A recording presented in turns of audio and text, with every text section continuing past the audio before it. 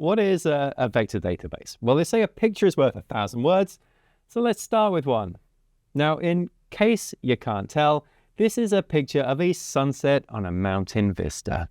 Beautiful.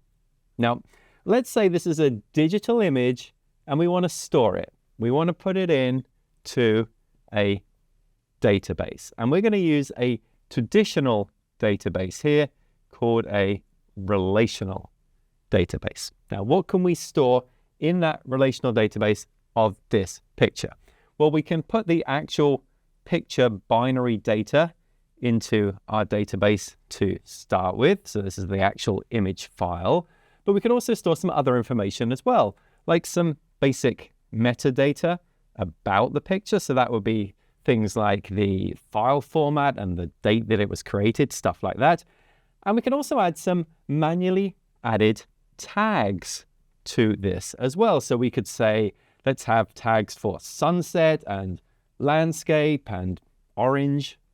And that sort of gives us a basic way to be able to retrieve this image. But it kind of largely misses the image's overall semantic context. Like, how would you query for images with similar color palettes, for example, using this information, or images with landscapes of mountains in the background, for example? Those concepts aren't really represented very well in these structured fields. And that disconnect between how computers store data and how humans understand it has a name.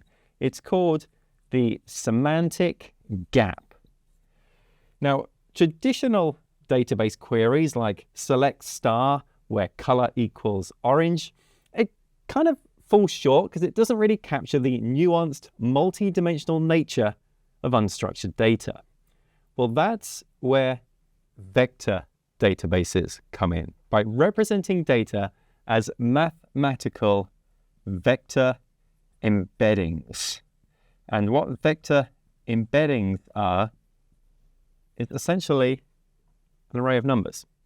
Now, these vectors, they capture the semantic essence of the data, where similar items are positioned close together in vector space and dissimilar items are positioned far apart. And with vector databases, we can perform similarity searches as mathematical operations, looking for vector embeddings that are close to each other. And that kind of translates to finding semantically similar content. Now, we can represent all sorts of unstructured data in a vector database. What could we put in here? Well, image files, of course, like our mountain sunset.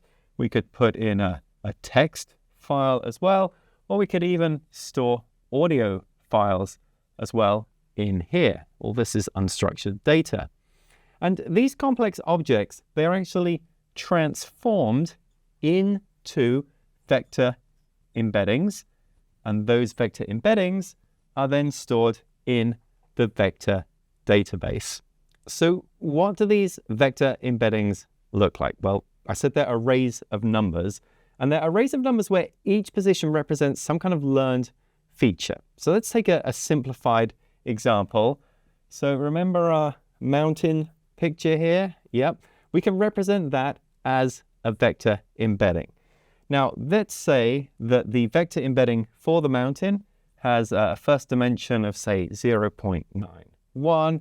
Then let's say the next one is 0.15. And then there's a third dimension of 0.83 and kind of so forth.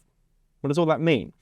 Well, the 0.91 in the first dimension, that indicates significant elevation changes because, hey, this is the mountains. Then 0.15, the second dimension here, that shows few urban elements. Don't see many buildings here, so that's why that score is quite low. 0.83 in the third dimension, that represents strong, warm colors like a sunset, and so on. All sorts of other dimensions can be added as well. Now we can compare that to a different picture. What about this one, which is a sunset at the beach? So let's have a look at the vector embeddings for the beach example. So this would also have a series of dimensions. Let's say the first one is 0.12, then we have a 0.08, and then finally we have a 0.89, and then more dimensions to follow. Now, notice how there are some similarities here. The third dimension, 0.83 and 0.89, pretty similar. That's because they both have warm colors. They're both pictures of sunsets. But the first dimension, that differs quite a lot here because a beach has minimal elevation changes compared to the mountains. Now, this is a very simplified example. In real machine learning systems, vector embeddings typically contain hundreds or even thousands of dimensions. And I should also say that individual dimensions like this, they rarely correspond to such clearly interpretable features, but you get the idea. And this all brings up the question of how are these vector embeddings actually created? Well, the answer is through embedding models that have been trained on massive data sets. So each type of data has its own specialized type of embedding model that we can use. So I'm going to give you some examples of those. For example, CLIP. You might use CLIP for images. If you're working with text, you might use GloVe. And if you're working with audio, you might use WAV2Vec. These processes are all kind of pretty similar. Basically, you have data that passes through multiple layers.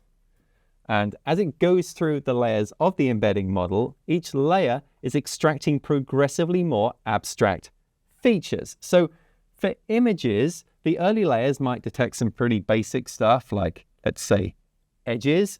And then as we get through to deeper layers, we would recognize more complex stuff like maybe entire objects. Or perhaps for text, these early layers would figure out the words that we're looking at, individual words, but then later, deeper layers would be able to figure out context and meaning. And how this essentially works is we take the high-dimensional vectors from this deeper layer here. And those high-dimensional vectors often have hundreds or maybe even thousands of dimensions that capture the essential characteristics of the input. Now we have vector embeddings created, we can perform all sorts of powerful operations that just weren't possible with those traditional relational databases, things like similarity search, where we can find items that are similar to a query item by finding the closest vectors in the space. But when you have millions of vectors in your database, and those vectors are made up of hundreds or maybe even thousands of dimensions, you can't effectively and efficiently compare your query vector to every single vector in the database. It would just be too slow. So there is a process to do that, and it's called vector indexing. Now, this is where vector indexing uses something called approximate nearest neighbor, or ANN algorithms. And instead of finding the exact closest match, these algorithms quickly find vectors that are very likely to be among the closest matches. Now, there are a bunch of approaches for this. For example, HNSW, that is hierarchical navigable small world, that creates multi-layered graphs connecting similar vectors. And there's also IVF, that's inverted file index, which divides the vector space into clusters and only searches the most relevant of those clusters. These indexing methods, they basically are trading a small amount of accuracy for pretty big improvements in search speed. Now, vector databases are a core feature of something called RAG, Retrieval Augmented Generation, where vector databases store chunks of documents and articles and knowledge bases as embeddings. And then when a user asks a question, the system finds the relevant text chunks by comparing vector similarity and feeds those to a large language model to generate responses using the retrieved information. So that's vector databases. They are both a place to store unstructured data and a place to retrieve it quickly and semantically.